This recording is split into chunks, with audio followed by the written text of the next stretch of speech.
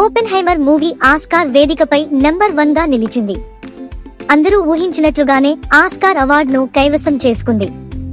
ఏకంగా 7 విభాగాల్లో అవార్డులు అందుకుని సత్తా చాటింది.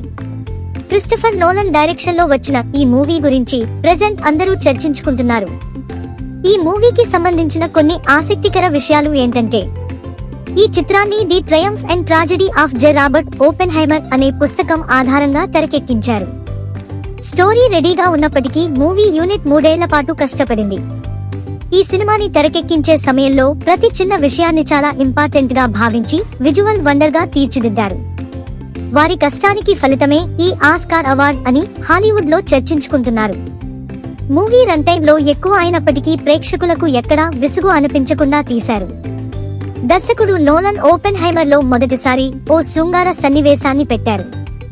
ఈ సీన్ పై ఓ ఇంటర్వ్యూలో ఆయన చెబుతూ, ఇంతకు ముందు ఎప్పుడూ చేయని పనులు చేయాలంటే సవాల్గా అనిపిస్తుంది.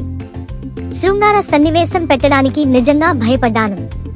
కథకు అవసరం అనిపించినప్పుడు చాలా జాగ్రత్తలు తీసుకుని ఆ సీన్ ని పెట్టాను అన్నారు. ఈ మూవీలో న్యూక్లియర్ పేలుడు సీన్స్ తో ఉన్న క్లైమాక్స్ ని ఎటువంటి కంప్యూటర్ జనరేటెడ్ ఇమేజరీ అంటే CGI సాయం లేకుండా రీక్రియేట్ చేశారు. క్వాంటమ్ డైనమిక్స్ ని వీలైనంత వరకు ఒరిజినల్ గా ఉండేలా తెరకెక్కించాలని ఇలా చేసినట్లుగా తెలిపారు. లాస్ట్ ఇయర్ జూలై 21న రిలీజ్ అయిన ఈ మూవీపై విమర్శలు కూడా చాలానే వచ్చాయి. శృంగార సన్నివేశంలో మత గ్రంథాలను చూపించడంపై పలువురు మండిపడ్డారు. ఆ సీన్ను తొలగించాలంటూ డిమాండ్స్ కూడా వచ్చాయి. అన్నింటినీ అధిగమించి ఈ మూవీ ఆస్కార్ వేదికకు చేరి అవార్డు సాధించింది.